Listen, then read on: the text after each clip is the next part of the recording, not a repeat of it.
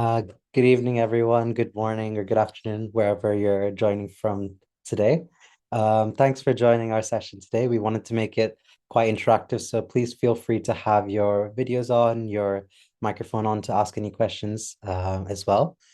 We will be recording this session, so we hope that's okay with anyone. If they're not happy with that, could you please let us know? Thank you. So I'll just let everyone introduce themselves to begin with. I'll go with how I can see people on my screen. Firstly, my name is Ayush. I'm a medical student based in Hull, York, and I want to do congenital cardiac surgery. Up next is Mubashir. Hi, I'm Mubashir. I'm currently an FY2 doctor in the UK. Also interested in doing congenital cardiac surgery. Natasha. Evening, everybody. I'm Natasha. I'm an F1 based in Hull at the moment. I'm interested in cardiac surgery and congenital in particular. And with the others, I'm one of the founding members of ACHSA. Ujwal. Hi everyone, I'm a F1 in Cambridge in England as well, also interested in cardiac surgery. Akshay. Hi everyone, my name is Akshay. I'm a medical student at Holyoke Medical School as well, and particularly interested in congenital. Rishabh. Hi everyone, I'm Rashab. I'm a first year cardiothoracic resident in the UK, currently based in Leeds. I'm also interested in congenital cardiac surgery. Um, Good to meet all of you. Hopefully, we'll have a good session today. Nikan. Hello, everyone. My name is Nikan. I'm a virtual at Glasgow, and I am also interested in congenital cardiac surgery. And last but not least, Abdul. Hello, everyone. My name is Abdul Rahman. I'm a third year medical student at the Holyoke Medical School, and I'm also interested in congenital cardiac surgery. Perfect. And like I said before, if anyone wants to add anything, if anyone wants to ask any questions, feel free to jump in, unmute yourself and ask, or you can ask in the chat as well. So if everyone's happy, we can get started. Hello. I think I was the last one to join. Hi. So we're just about to get started. Like I said, we're more than happy for anyone to unmute themselves and ask any questions. We will be recording this session, so just wanted to let everyone know if that's okay. Perfect. So again, like we said, the topic we're going to be talking about is actually making the most out of a placement in congenital cardiac surgery. And just to start off with, if people do want to put in the chat whether they've actually had a congenital cardiac surgery experience in the past, or if if they're on one at the moment, or if they have if they have one planned anytime in the future. And yeah, hopefully this should work.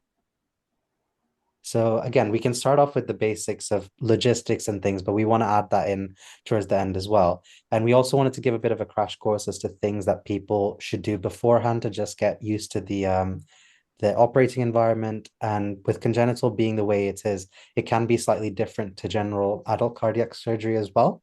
And it's also important to realize that when you do an elective or a placement in congenital cardiac surgery, it's not just congenital cardiac surgery that you'll be working in. You'll be part of the ICU, you'll be part of cardiology, and you might be part of the antenatal assessment as well. So it's important to think holistically as to where you can go during the placement. So again, just a kind of basic thing to begin with, which we suggest for everyone, is to get used to the terminology. There's a lot of different things that get thrown around, and a lot of things that we don't actually learn in medical school, or we don't learn in the normal theater environment. So I think it's important, especially with the way things are named in congenital cardiac surgery. Surgeons and cardiologists love to use different names for different things, but there's a way that they standardize it.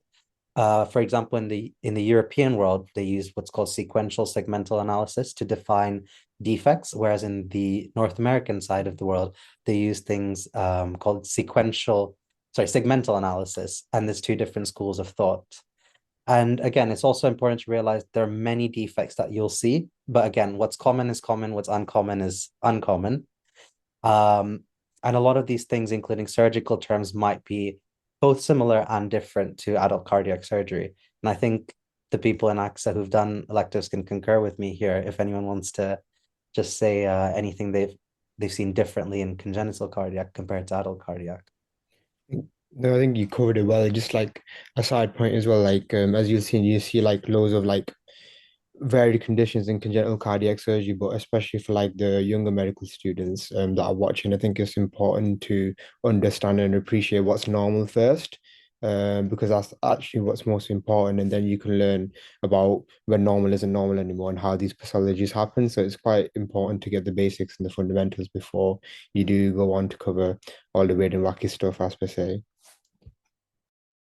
Yeah, and definitely also something that helps is embryology, which is sometimes a very difficult topic, which isn't really taught in depth in medical school as well. So actually understanding embryology can help you understand how congenital heart disease occurs quite well. So conditions like tricuspid atresia or double outlet right ventricle begin to make a lot more sense when you understand how the embryological process of the heart formation happens. And again, things like surgical terms, there's shunts, conduits, patches, valve repairs, replacements, procedures like the switch. There's a lot of things that get thrown around, and different centers might name things differently. So I know a procedure that I think myself and Natasha once we were discussing was about the Glenn procedure, which some people call a CP shunt or caval pulmonary shunt. Some people call it a BCPS as well, so a bilateral caval pulmonary shunt. Some people call it a bilateral bidirectional caval pulmonary shunt. So there's a lot of different variations to how people name things. So it's actually really important to understand what each of these different things mean. And again, there's lots of different resources. I know that Natasha's just popped in the chat a resource where you can see the different congenital heart lesions, and also you can use the IPCC database, and it's also linked on the ACHSA website. So if people want to go and have a look at that to see how you can actually define certain congenital heart defects. I think just to add, at this point, this is a lot of information, and I think if you're going on to a placement, it can seem very overwhelming. So I think as much as you can prepare is brilliant, but a lot of this you will just learn by seeing cases, by discussing with the MDT, and ultimately that probably is the best way to learn. But what you can do is just get familiar with the basics, as we've mentioned, know your anatomy of the heart, learn the basic defects, because these will come up. And then as you build your knowledge through your placement, you can start to understand the more complicated lesions, different surgical approaches, different techniques. So just take it as bite-sized chunks because this is a lot of information. And again, with the acronyms, just make a note when you're on your placement of the different acronyms, and then you can just learn them as you go along and just ask people. I think one of the funniest things about congenital cardiac surgery is how many acronyms get thrown around, and you eventually lose track of what means what. So, like Natasha said, it is important because every center might use an acronym for something else. So again, either you say the whole thing or you ask them to just clarify.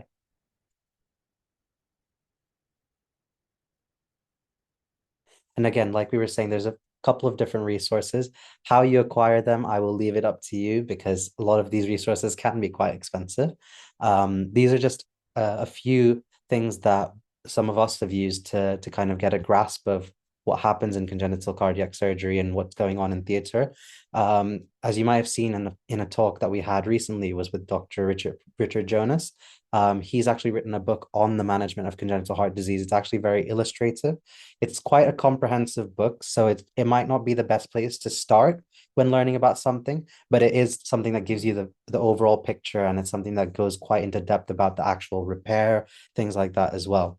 The second book that I've mentioned here, the Pediatric and Congenital Cardiology, Cardiac Surgery and Intensive Care, actually has a lot of information about the actual management of these patients intraoperatively and postoperatively. And it's very, very much in detail. It's 3,000 something pages long. So it's a very long resource. But again, if you see something on a placement, you don't know what it is, it's a very good resource that you can just go and search onto to see what something means. We also had a talk from Dr. Reza Hoseinpour, and he did it on the pathophysiology of congenital heart disease from a surgical perspective. This is one of my favorite books personally, and I think a lot of the other members have read it as well. And it gives a very good foundational level understanding of what happens in congenital heart disease and the different things that go wrong and how you can break down the pathophysiology in a very easy way so that you can understand it overall. And again, there's also the color atlas, which has a lot of pictures from intraoperative images as well as imaging procedures, which tells you a lot about the different diseases. And it's always nicer to see pictures. And I think most of us having the desire to be surgeons or tend to be visual learners. So having that gives you a better understanding of the processes. There's also different apps these days for cardiac anatomy that you can use as well. And again, there's lots of online video libraries. So there's the CTS Net, there's MMCTS. Sometimes the hospital that you go to might even have recordings. And for example, Natasha over here, she makes quite a few videos for some of the procedures with one of her collaborators in Melbourne. So you can always find things there. There's also on YouTube specific surgeons that have YouTube channels that they post. So an example is Osman Radi, who does post things on the internet, and they're not spoken through, but you'll be able to understand it because he goes through them step by step. And one of the ACHSA members, Nabil Hussein, he's also posted some procedures on surgical models, which are also narrated as you go on with some of the people from the Toronto team. Yeah, I think that's a great summary, Ayush. And just to add, you can find some of these books online as PDFs. But also when you're on placement, just ask the team. Often the surgeons will have these books and are very happy for you to have a look at them, take them home during your placement. Because sometimes it's easier just to read them as actual books, or even just to take them when you're in the MDT, so then you can have a flick through and understand what, lesions they're talking about. A lot of those books have like investigations or like echoes incorporated into the books as well, but there's also like specific books you can get for echocardiography, etc., which are also useful as well. And as everyone else has said, there's lots of components to congenital cardiac surgery. So don't just focus on just the surgical management of things. You need to actually understand preoperative and postoperative management, which is one of the biggest things that we need to think about. So looking at books on preoperative, postoperative, and intraoperative things are one of the most important things you'll find. Yeah, and No, go ahead. I'm sorry. oh, I was just going to mention in terms of things like echocardiography, you can find simulators online as well. So again, this is from Toronto. If you search Toronto Echo Simulator, it shows you different cuts on the echo planes and different views as well. And there's always the opportunity to go to courses as well. Courses can be expensive, but if you're a student, sometimes you can email and ask the organizers to let you attend for either a reduced rate or just to attend as an observer. I think it's also just important just to add to that. I think we'll cover it later, but when you're on your placement, ask them about any courses that, your department might be running, any regional teaching days, but also any teaching sessions that they might run weekly or monthly for their trainees and for their fellows. Always attend these, whether it's for the cardiac surgery team or whether it's the pediatric cardiology team as well. As Akshay said, it's really important to get a good picture of both sides because a lot of these patients will be undergoing hybrid procedures. So you need to understand how the pediatric cardiologists and the work of the surgeons intertwine in the management of these patients. And I think Tariq has also put in the chat a really good resource, the Pediatric Cardiac Surgery book by Konstantin Mavroudis and Becker. That's also quite a good resource because it goes through the illustrated processes of the actual surgical procedures. Nikan, you wanted to add something? One thing I'll add at the end is after procedures, what I found to be quite useful is not just scrubbing out and leaving, but also seeing the whole patient transfer stage, especially for the pediatric cases, because they're a bit different to adults. And you might expect quite a longer transfer time as well. Rishabh, do you have anything to add, I guess, as a resident and trainee at the moment as well? Yeah, I think definitely in terms of resources, the biggest resource you'll have, especially when you're on placement, is your trainees and your seniors as well. So make sure you kind of spend a bit of time with them as well. Ask them about what kind of helped them get through the grip of things. An exercise that I started to do when I was in my pediatric placement was basically in the morning of when I learned a new procedure or I was watching a new operation, the surgeon or the trainee would explain the procedure to me, and I would then explain that procedure to the nursing staff or the scrub nurses and things like that. And in teaching that, it kind of can help you consolidate as well what you learned, and it's a useful way of um, going through that process, I'd say. Yeah, and again, like I said, we also have resources on ACHSA now. So if you go onto the website, you'll be able to find some of the resources and links to some of the resources as well, and some reading material. And again, if you go and watch some of the talks, they do go through things like how the pathophysiology is and how the actual surgical repair is. For example, the AVSD talk by Mr. Nicola Viola is quite a good one because it goes through an AVSD patient from the beginning till the end of their surgical journey, including the procedure as well. And I guess if anyone in the audience has used any of these resources or found it useful as well, feel free to put it in the chat as well. And again, like we were saying, like Rishabh was mentioning as well about teaching other people as well. There's different things that you can use to learn parts of congenital heart disease. Again, anatomical drawing. Some people are good at drawing, some people aren't. Some people can do eloquent sketches, some people can just do flow charts. And again, it all depends on what works best for you. I quite like drawing a little flow chart before a case if I want to understand how the flow is going to change. I actually did a lot of my work in 3D modeling. So nowadays I like looking at the scans beforehand and actually sketching out how the circulation and how the anatomy might look before we do the repair.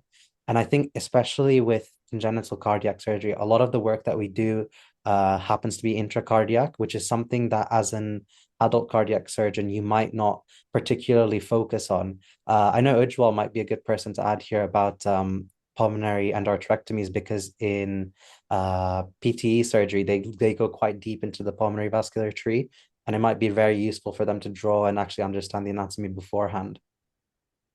Yes, that's something I think similar to drawing as well, with like 3D modeling, like you're talking about, Ayush. That's something they're using a lot more now, looking at like the CTPA imaging beforehand. Obviously, that's a huge aspect of the pre-op assessment, but also part of the surgical planning.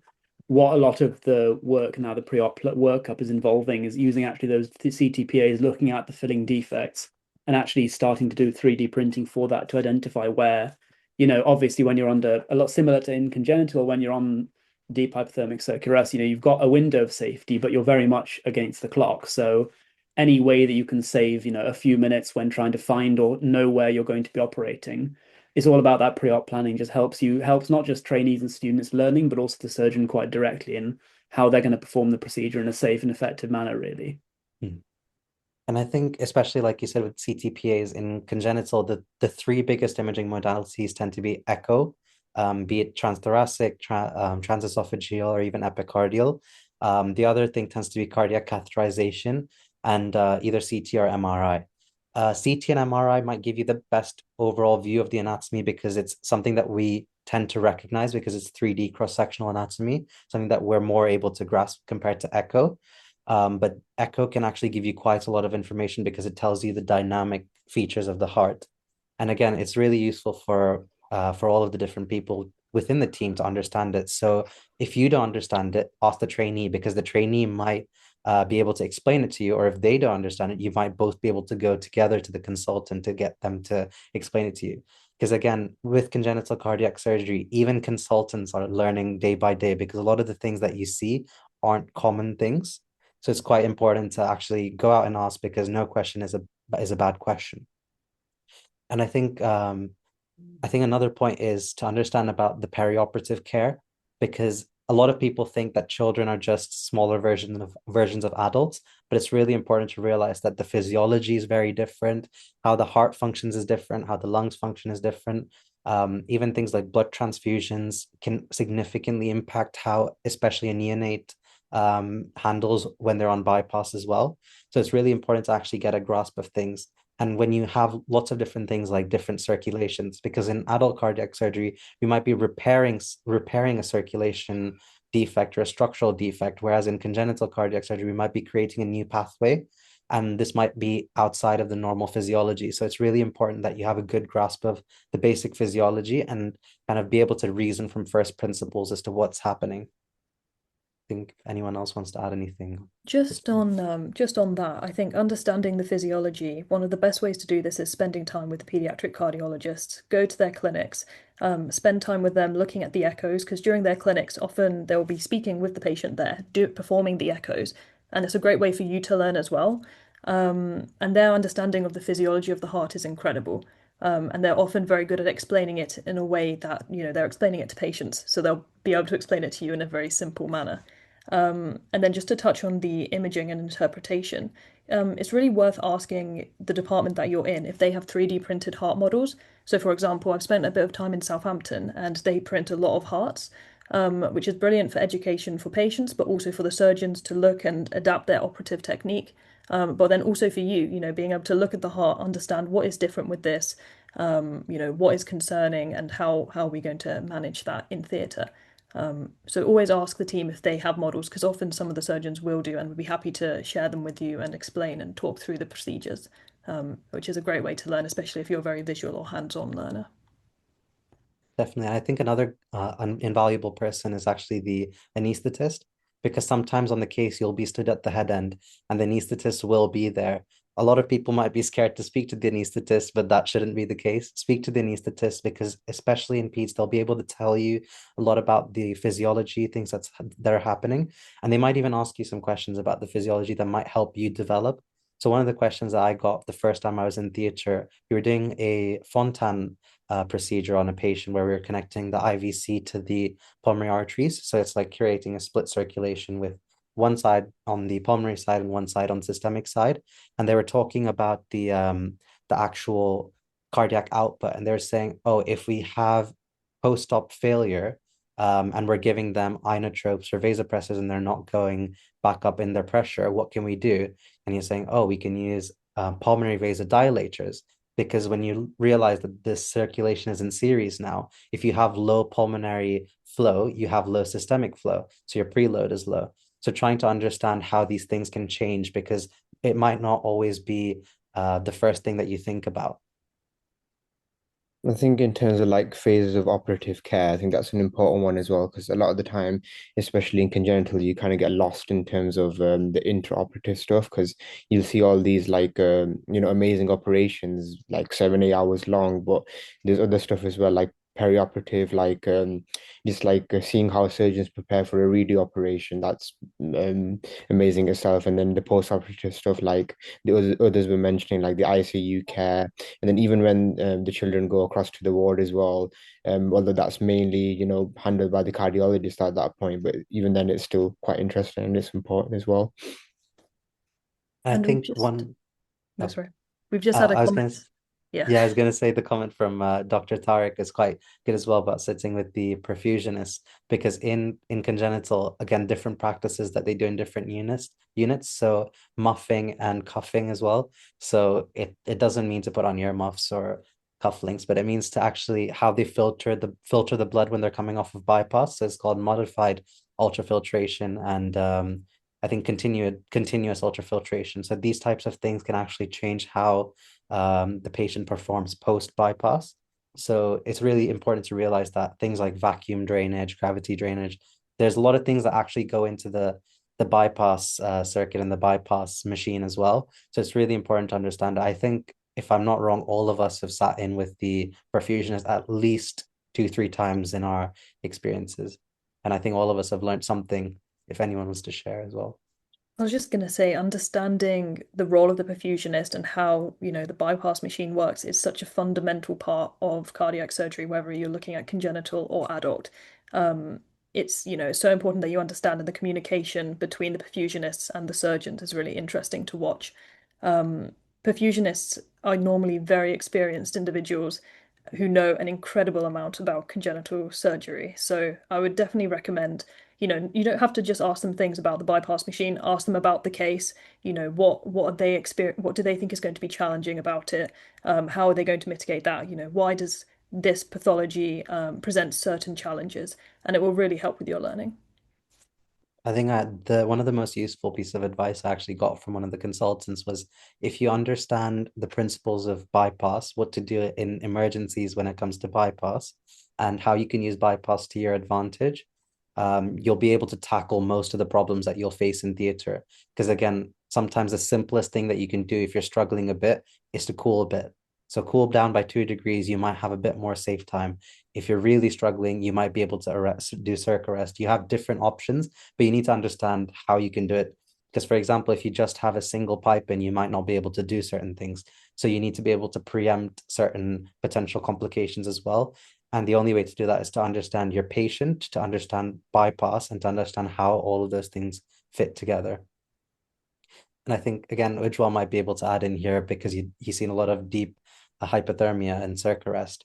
That can actually significantly change the performance of people in theatre as well. People are on edge, and it's also things that you should look out for as to places when it's more accessible to ask questions and things, and places when you're more likely to be told, be quiet, stand here, watch.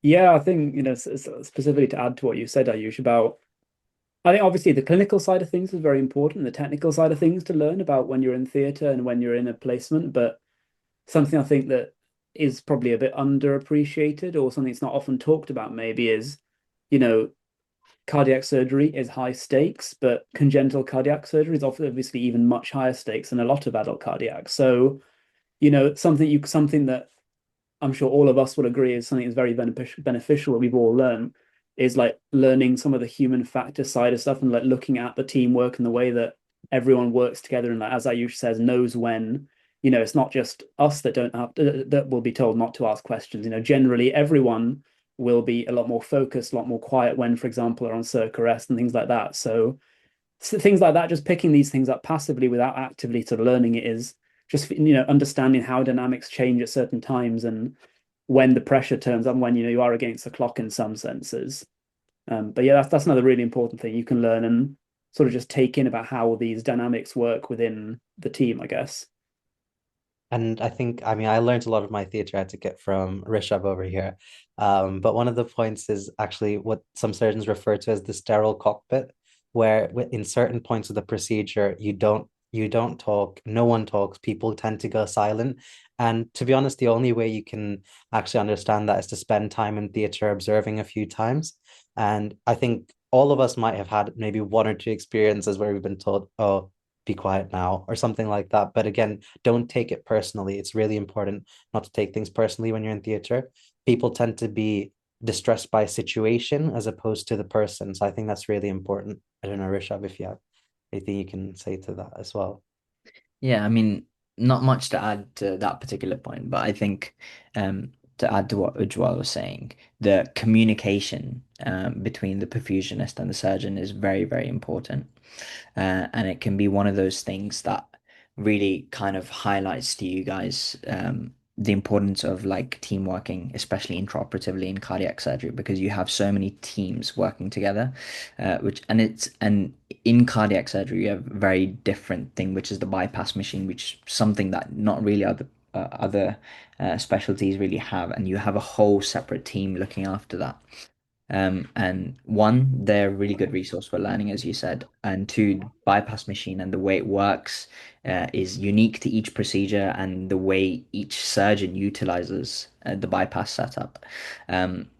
So being able to understand that will give you a huge step ahead when trying to learn the kind of different circulatory pathways you can utilize and the different options for different issues that might arise in intraoperatively. So yeah, it's a good resource, and the perfusion team is a good resource for you guys to learn from as well. I think adding to that point as well, the setup of different units can be different. So in Birmingham, for example, the perfusionist and the bypass machine is directly behind the surgeon. And I know in some other units, the bypass machine can be on the opposite side of the surgeon, meaning the scrub nurse is also on the same side of the surgeon. So it changes the placement of where you might be as the second assistant when you're scrubbed. And that can actually influence how you're able to help or how you're able to see certain things. So again, different procedures, you might be able to see things differently. So it's something that you can ask and try to navigate around. So it's really important to be able to consider that as well. And also one of the important points is not all cases need bypass. So you might end up seeing cases without bypass. So always try to take advantage of the situations because you might be able to see more things when there's less pipes in the way. And I Also, just want to add I as well. yeah Go ahead, yeah go on. sorry. Yeah. Go on, Abdul. So I think another point to understand is also when you have a difficult case, I think it's always interesting and useful to sit down with the surgeon and just understand what went wrong with the case or what was particularly difficult. I think this really helps you to just understand for the future in case anything happens like this again, what you can do to help the situation, or it's just for your own learning, just to go forward with it. What I wanted to say, basically, I think congenital cardiac surgery is unique in the sense because every patient is somewhat different. Everything happens on a spectrum, whether it's the way the surgeon operates, the pathology itself, the approach that the surgeon takes, everything happens on a spectrum. There's no binary outcome option or response to any particular situation, and which is why it's particularly unique in the sense you will learn something different every single time you're in theatre, which is why it's really important to expose yourself to different pathologies, different surgeons. The way they might approach a specific problem might be very different to the way another surgeon approaches a problem, and it will really help you sort of develop fundamentals in problem solving and trying to find solutions to unique situations. And it's really important to spend time with the surgeon before the operation and think about the idea or thought process behind why they're using a specific approach in this situation. And that's very different to adult cardiac surgery, where usually there is one or two specific ways you can solve an issue. But yeah. Yeah, and I think this does lead on well to one of the comments made by Dr. Tariq as well. In congenital cardiac surgery and just all surgical specialties in general, you need to understand the three important phases of care: the preoperative phase, perioperative phase, and the postoperative phase. I think one of the additions to cardiac surgery as a whole that you see is the use of ECMO and mechanical circulatory support, which you might not see in other specialties.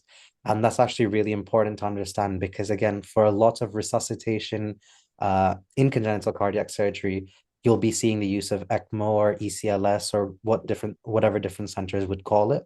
And it's actually really important to get a grasp of this because that can actually affect how they go into surgery. So again, there's different things when you bring a patient back from theater. They have different protocols that they might be using. So Birmingham uses an enhanced recovery protocol for any patients that they deem as high risk. So they'll be looking at things like ECMO, different thresholds as to when they'll escalate. And it's actually really important for you to understand that as well. And even understanding things like how fluid management is important, what certain drugs mean and what certain numbers mean. So if you say that a patient's on 0.01 of NORAD, you need to understand what that means, or if they're on 0.0 something of milrinone or SNP, and there's a lot of different drugs. So it's actually you'll be able to figure out roughly the common drugs that they use in theater, the common drugs that they use post-operatively. And again, preoperatively, patient selection will be 99% of your workload. So you'll be attending MDTs, which are really, really valuable settings because you'll be able to understand decision making. So you'll see trainees discussing with consultants. You'll see interdisciplinary work with the cardiologists, radiologists, intensivists, respiratory. Because a lot of times with congenital heart disease, you see a lot of respiratory problems as well, airway compression, collapse of certain lobes of the lung. So you'll see a lot of interdisciplinary work, and it's really important that you understand the interplay between these different systems. I think just to summarize this slide, really, it's to get the most out of your placement, you need to be following the patients from, if you can, admission or even pre-op clinics. With the cardiologist, you want to see them on the ICU, you want to see them in theatre, you want to see the induction prior to surgery, and then you want to see them post-operatively. And if you're there for a long time, or even a couple of weeks, you will be able to see this and follow patients through their journey, as well as seeing the family and meeting with them. I think it's just so important to gain a good picture of actually what is happening, and you will learn so much more than if you just go to theatre every day. You need to make sure you're going to the ICU rounds and everything, etc. I think a good point to add as well is fetal cardiology, which we will be having a talk on soon as well. But you might actually need to understand that certain patients, we need to plan for their procedures antenatally or prenatally, so before the baby is actually born, because some procedures they might not actually survive immediately after birth. So they might have elective C-sections which need to transfer to your hospital. Sometimes not all hospitals have a birthing suite as well as a congenital cardiac surgery center all in one. So another actual part of cardiac surgery you need to think about is transport of a critically ill patient. Again, not all centers have access to ECMO. Some might not have enough ECMO beds or mechanical circulatory support. So if you see patients with things like dilated cardiomyopathy, you might need to actually optimize them for transport from one unit to another, or you might need to actually be able to transport them while they're on ECMO. And things that you don't tend to see in adult cardiac surgery is actually coming out of theater with the chest still open. So a lot of times in congenital, especially after procedures like Norwood or sometimes even switches and things, when children tend to have surgery, they tend to have a lot of inflammation, and it might be very difficult to close the chest because when you close a really inflamed chest, you compress the heart and the venous return. So we might leave the chest open for a few days to recover before we close it. So it's actually really important to understand how you manage a patient with an open chest in ICU as well. And a lot of the times you'll actually be closing these chests in ICU and not in theater. So that'll be an important thing to understand. You might have to go on ECMO in the ICU. So a lot of congenital cardiac surgery, you're making a theater environment in places that aren't typically a theater environment either. So you need to be adaptive and versatile and you need to be able to see these different aspects of things to get a full grasp as to what's going on. I think also to add, sorry, I think also making a conscious and active effort to be in hospital around a lot of time. I think doctors really notice that, and they tend to teach you more. They tend to give you more responsibility, which will help you learning a lot. Also, seeing all of these things more time will help you notice and just gain a better insight into all of these. Yeah, definitely. And I think you're completely right, Abdul, where the more time you spend in the hospital, you will benefit not only from the learning that you get, but people will see that you're putting in the effort and they'll reciprocate and give you more information. They'll be more happy to take you on board and teach you a lot of different things. And sometimes you might even get a formal mentor through that type of process who might support you through your career. So again, show up and make sure you show that you're valuing the specialty. And again, coming back to the kind of general points is you'll see a lot of common conditions. I mean, this is a non-exhaustive list, but I think out of all of our placements, these tend to be the more common things that you see.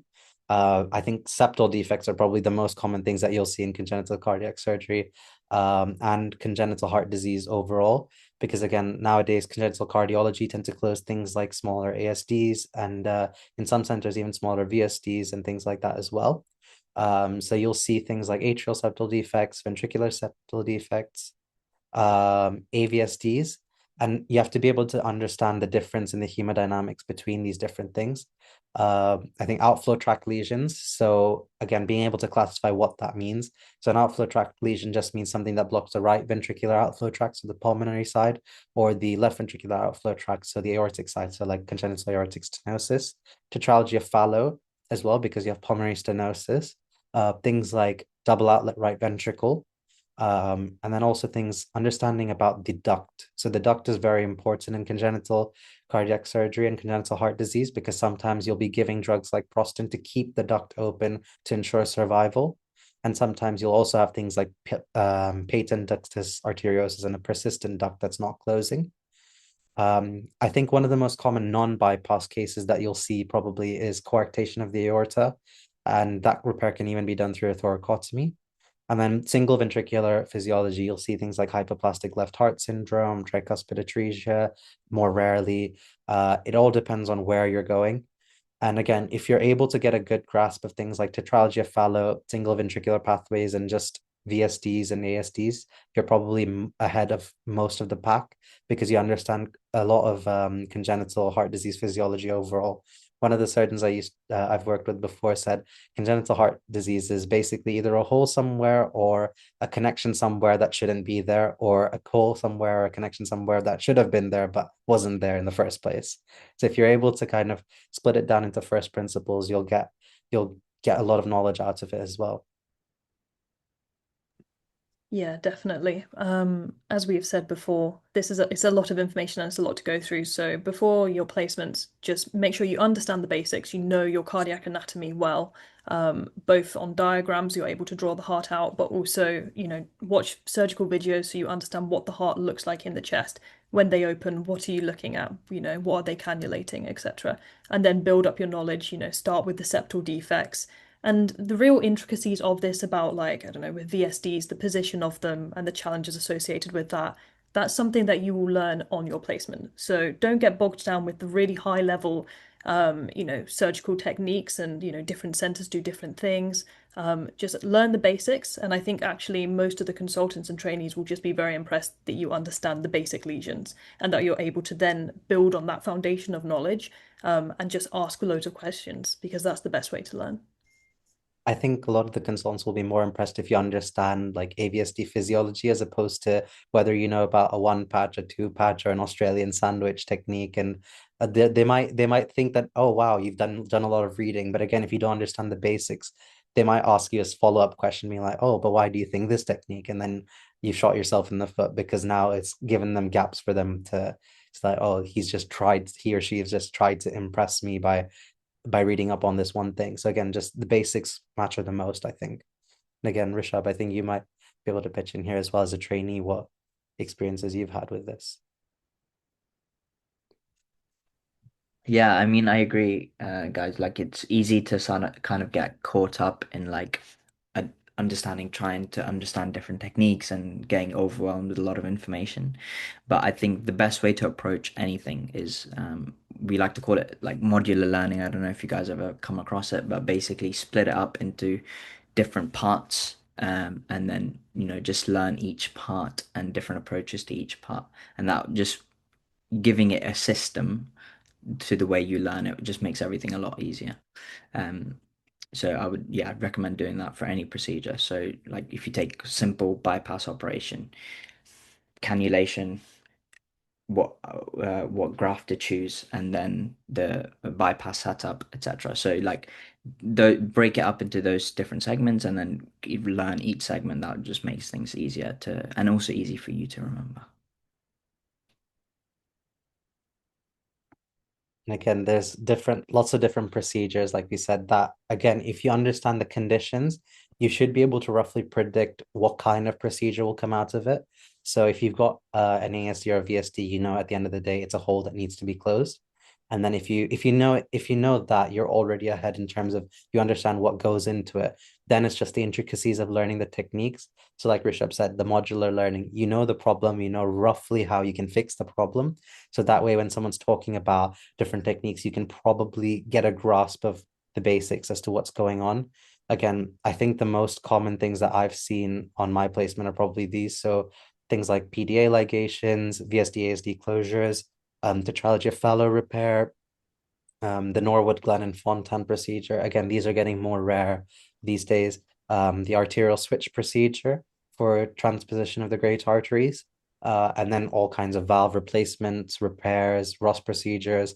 Again, with things like the Ross procedure and valve replacements and repairs, you might even have slightly larger patients. So the surgeons might be a bit more comfortable with the students being scrubbed in, asking questions, and you'll be able to see a lot more as well. And again, things like AVSD repair. And it's really important to understand, like we said, it's not good to just memorize, oh, I do this repair for this condition, because 99% of the time in congenital heart disease, you have multiple conditions coexisting at the same time. So you might not always be able to just do a certain type of repair. So although a patient might have a VSD, they might have something like a transposition of the great arteries. So that VSD is actually what's keeping them alive at that point. So if you just say, oh, I'll close the VSD, that patient won't survive unless you do another operation to switch the vessels around. So try to understand the physiology and try to understand the goal physiology. So I think that's one of the things that one of the cardiologists actually taught me was think about the before and after, what you're trying to achieve. And then you want to bridge the gap in between by different surgical procedures you might know or interventions.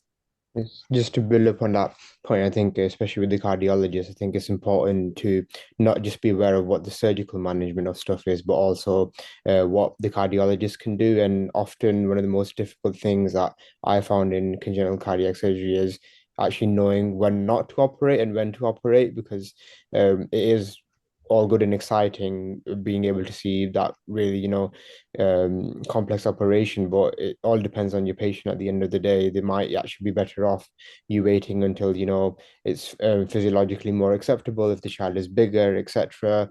And you'll find a lot of time in your career discussing, in MDTs with other, your cardiology colleagues as well, and they'll discuss patient cases and be like, oh, we can do, a mechanical VSD repair for this patient. Oh no, we think we should do an open surgical. So it's good to have an appreciation of all the different types of management techniques for certain conditions as well.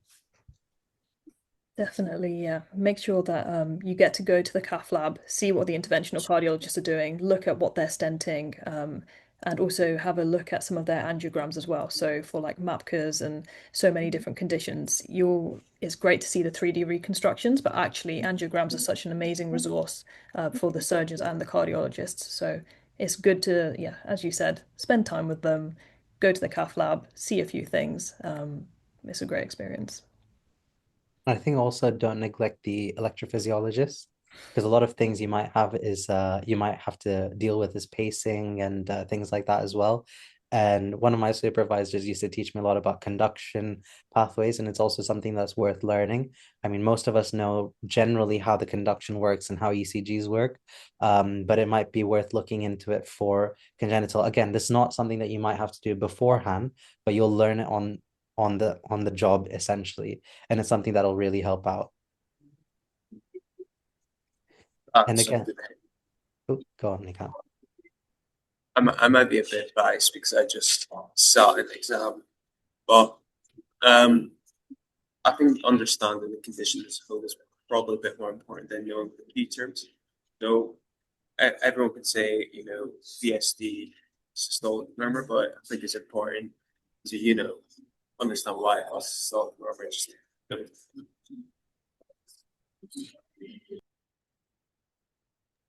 Like, Definitely, I that's think an important point, Nikam. I think if you get the opportunity when you're seeing patients in ICU and especially in clinics with the cardiologists, have a listen to their chests. What can you hear? Can you hear any murmurs? When you're examining them, are their lungs slightly overloaded? Have they got abdominal distension? Have they got peripheral edema? And look at the patient as a whole and develop your clinical skills. Because actually you can learn so much from just looking at the patient before you even know what their diagnosis is. Are they cyanotic? What is their SATS machine saying? What is their blood pressure? What can we learn from that? And that would be good, especially if you're a medical student, just to develop those skills for your exams.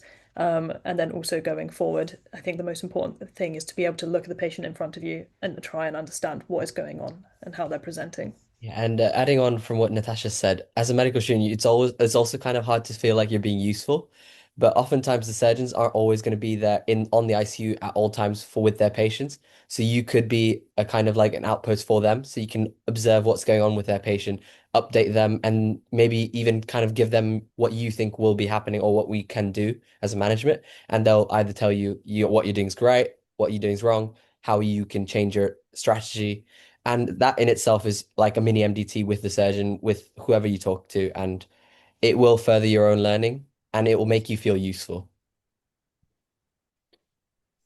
So in terms of the next slide, just to summarize in this one, I think it's important to follow the patient throughout the whole journey. So, like we were saying, from the pediatric cardiologist all the way until the patient essentially gets discharged. But if you're starting in the operating theatre and you go with the anesthetist and see what they're doing, then you can discuss the ventilation strategies that they're using, depending on like the physical parameters of the child. If it's a neonate or, a teenager, what exactly are they doing? And then once you've come out of theatre or in theatre, you can ask the surgeons why are they using certain drains, and why are they using two in this patient, why are they using one in this patient. So and then once you go to ICU, you can then see what sort of support these children are on. And if you're on an elective and you're following these patients daily, you can kind of see as well from a day-to-day basis, case by case, what are they using and why are they using this. So, and then obviously, we're talking about just congenital cardiac surgery in general and all the good operations they can do. But I think, as Ajawal was mentioning, there is quite a lot of risk in this specialty, and you will see a lot of complications. There's no this isn't all just like a straightforward arterial switch procedure. So that's why it's important to follow the patient all the way throughout the journey. Yeah, I think I completely agree, and I think it's been something that we're trying to really nail nail this head on the hammer, because at the end of the day, there's something that a lot of people do tend to neglect when they do placements in congenital cardiac surgery and surgery as a whole. They often just think the theater is the only environment, or the operating room is the only environment that they're going to learn anything. But it's really important to understand that a lot of the things Just to surrounding add, the patient. Yeah. also a good experience is watching the surgeons consent the parents for the procedure. That's also very useful as well, especially in terms of like the risks and benefits, etc. Yeah, and again, like we were saying, break things down into first principles. So the book from Reza Hussainpour is quite useful because it pretty much breaks it down into three pathophysiological processes. At the end of the day, congenital heart disease, like I said, a hole in the wrong place, a connection in the wrong place, or a hole that should have been there, or a connection that should have been there. And at the end of the day, these end up turning into things like volume overload, pressure overload, and ischemia. So I think you need to just understand that most of the diseases that we see will come into one of these three categories. And it's really important to realize that if you simplify things, you'll be able to understand how things are going forward as well. So again, things like tetralogy of Fallot, you might have things like pressure overload because you have an obstruction to the right ventricular outflow tract. So you have a buildup of pressure in the right ventricle. If you have something like a shunt, so if you have a shunt coming into the pulmonary vein, or if you have an arteriovenous malformation, you might have volume overload. So the left atrium is getting overloaded by volume, so you need to fix that. And again, ischemia, so things like coronary anomalies. And if you have a long-term pressure overload, you'll have ischemia because the heart is hypertrophying and using more oxygen. And again, things like this, where knowing how to scrub, knowing basic theater etiquette is really important. If you don't know how to scrub, again, we suggest learn how to do it beforehand. If you can, go to theater in the local region before you organize your elective or attachment, just so that when you're there, you know how to make the best of it, the best of the situation. And again, always assist and observe respectfully. And always just ask for permission before you do anything, just to make sure, because again, it's a high stress environment. You don't want to do something wrong, and you don't want to be snapped at potentially if something does go wrong. So again, just be careful, but also be excited. Theater is a fun environment as well as a stressful environment, and you'll learn a lot if you put in the effort. So at the end of the day, try your best to get as much exposure as you can beforehand as well, and learn how to make the most of the situation. Just to quickly add, the theatre team and the scrub nurses are your best friends. Make friends with them, ask them questions. Even if you've scrubbed 100 times before, say, ask them, is it okay if I scrub in with this procedure? Ask the surgeon, is it okay? Often, if it's your first time at a new centre, they will probably want to watch you scrub. That's fine. And some places do things slightly differently as well. So they might have their own list of how to scrub. Ask them, do you have a specific procedure? I've scrubbed before, but would you like to watch me do it this time? And then once they've seen you do it once, they're very happy, and you can do what you want afterwards. But yeah, make sure you're friends with the scrub team, because especially if you're very interested in surgery and say you're in a different country on a different placement, they might give you instruments to practice with. They might give you suture material, all of that kind of thing. If they're on your side, then they're going to be asking the surgeons, oh, why don't you let the student come in? Why don't you let them do this? Why don't you let them watch this? So yeah, I would definitely recommend making friends with your theatre team. Yeah, I think I was just gonna add, my rule of thumb with scrubbing is, if you're scrubbing with a consultant for the first time, start at the same time that they do, but go on at least a minute longer than they do, so that way they know you're being thorough. That was the advice I got from one of the scrub nurses, actually. And again, Yeah, I think especially when I was still a bit younger as well.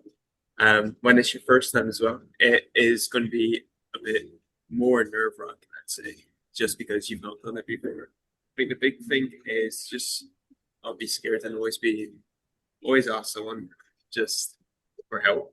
No one's going to impact the process. yeah, definitely. Also, I And think to add, yeah, sorry, I think to add, I think a lot of times surgeons are very busy and they're not really mean, but if you go ask them how to scrub in, they might not really have the time to teach you that. So I think going back to what even Natasha said, asking the junior doctors, the scrub nurses, or even the physician assistants, they might really be good people to contact and just try to learn from them this skill, which is really useful as a medical student. And again, coming back to it again, you can use videos. If you've forgotten how to scrub, you can always watch a video on how to do it, but always ask for supervision if you're not sure how to do something. And again, be safe. Being safe is the most important thing. And like we said, there might be videos that discuss certain things like physiology and channels that actually showcase the operations and teach you certain things. So videos are really useful tools. And again, like we all said, there's different things that you can do. So be proactive, make sure you're prepared before you go into theater, before you go into the hospital, and build relationships with people. Because remember, even though the hospital is a professional environment, try to make friends with some of the trainees, some of the residents, some of the consultants as well, because they can help you in the long term. And always reflect and improve. Doesn't mean that write a reflection every single day, but try your best to actually keep track of what's happening. Maybe so when I was doing my congenital placement, when I first did one, I had a little notebook where I was writing, oh, this is something new that I've seen today. This is something new that I've seen today. I ended up filling the complete notebook by the end of it because every day you saw something new.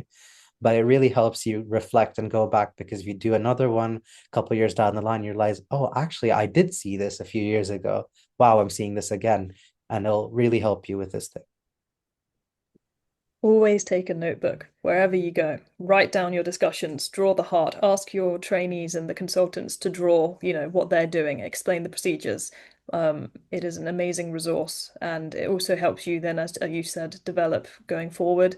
Write down the different procedures that you've seen, the steps. What did this surgeon do? Why is that different? And any questions that you have around it. Also, again, it just makes you look keen, and it looks like you're trying and you're wanting to learn. People are very receptive to that. I think as this specialty as a whole, if you show that you want to learn, people will want to help you and they'll want to teach. So yeah, definitely have a notebook with you.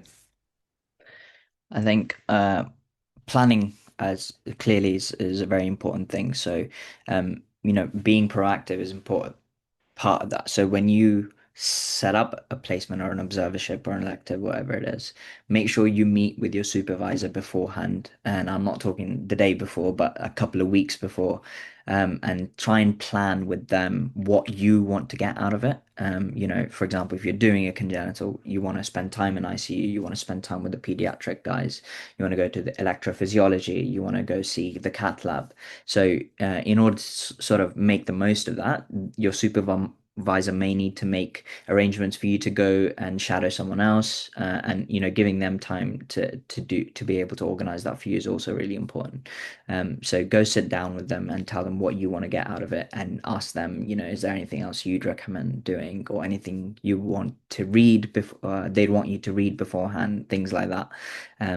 And one that shows that you're really keen, so they're more likely to be, go out of their way to support you in doing that, and also it gives them time to organize for whatever you want to achieve out of that placement. Yeah. And again, this leads quite well on to our next point, is what you don't ask, you don't get. So plan ahead and ask about things like projects that are happening in the hospital. If you're doing a short placement, it might be less feasible to do certain projects. But again, if you're spending quite a few days or a few weeks at a unit, you might have the chance to get involved in research, publications, some educational projects, quality improvement projects. Again, at the end of the day, you can always try to write a case report or things like that at the if you've seen something interesting. And to be honest, especially in congenital, there's a lot of interesting cases. So the odds are during your time, you'll see at least one very interesting case. And even if it's not for something to be published, it'll be useful for you to actually take forward as a learning experience, and just try to get involved with what's happening. And I think it's really important that you do, to make the most of the experience as well. Yeah, Just to definitely. add to that, Ayush, something that I recommend to everyone who comes for me for advice, even whatever stage you're at, make sure you have a logbook, and keep a track of everything that you see. One that will help you to refer back and keep track of things you've learned, and is one way to measure your reflection or document your reflection. And when you do that, make sure you always put in the op notes, or key things that you want to take away into your like notes bit wherever you're keeping your logbook. But also it serves as evidence, and most places, operative experience is an important part of the way you can evidence your time in the specialty or qualification for a specialty. So yeah, logbook is very important. Yeah. And I think this comes again back to the point of organizing a placement in congenital cardiac surgery. So start early, make a list of different centers that you'd like to go and visit, and try to understand different things about the centers as well, because not all centers are the same at the end of the day. So some centers might be doing certain procedures that they're kind of known for, renowned for, or some centers might be doing a lot of the bread and butter cases, which might be very useful for you at your stage of your career as well. So it really depends as to where you are in your career, what you want to get out of that placement. Email the surgeons and explicitly state that you want to organize something with them, and make sure that you sound keen. I know these days we can get into the habit of using AI. People can see it from a mile away. So try and personalize the messages, because people will often bin them if they see a lot of the hyphens in the emails these days. And again, make sure you organize your documents early on. So things like police checks, DBS checks, CV, letter of recommendations, because sometimes these will be the first things that they'll ask you to do immediately. And like I said, read about the center, what they commonly do, any publications or procedures the actual surgeon is known for, just so that you can have an understanding of what they do, and it might be something that you can get involved in as well. And be proactive. So ask the surgeon about reading materials and things you can get involved in beforehand, because all of this will help you. And at the end, we're going to have an open discussion. So if you want to ask us about any of our experiences at different institutions and how we applied, we'd be happy to answer those. But also, just to add to this, if you know anyone who's already been to the institution that you're going to, ask them about it. Ask what cases tend to come up. Important things, what time the day starts, what time, theatre briefings are, ICU rounds, those kind of things. If you can get some insider information, that's always grateful. It's always useful, sorry. Yeah. And again, something really important, I think, again, connects to Natasha's statement is it's not a cutthroat specialty. It's not a dog eat dog world. Everyone is there to help each other. So it's really important to understand that, because at the end of the day, we're all in the same journey together, and we're all in it to help patients, and we're not in it for ourselves. So I think it's really important to understand this, as sometimes this isn't always the case. And also make sure you know your why. So make sure you know why you intend to pursue the career, and make sure it's an actually good reason, because this can be something that particularly a surgeon might ask you at some point, or even try to get out of you during your time there. And you should be able to give a good enough reason to, so that they'll be more inclined to help you as well. If you don't know as well, that's also okay. It's good to experience different specialties and explore it. And you don't know if you're going to like congenital unless you do placements, unless you spend time with the surgeons and the residents and trainees and find out what actually it's like to be a congenital cardiac surgeon. I think we're all still on that journey as well, and we all have different motivations for being interested in this specialty. But I think at any stage, if you're just interested and you want to learn, that's a good enough reason. Yeah, and I think again, like we were saying earlier, all of us have been to a couple different centers in different parts of the world as well. So I mean, always feel free to reach out to us. And I mean, now we'll open the floor to questions and discussions if anyone wants to add anything, if we've missed anything and want to talk about it as well. Anyone in the audience as well, just feel free to unmute yourself and discuss.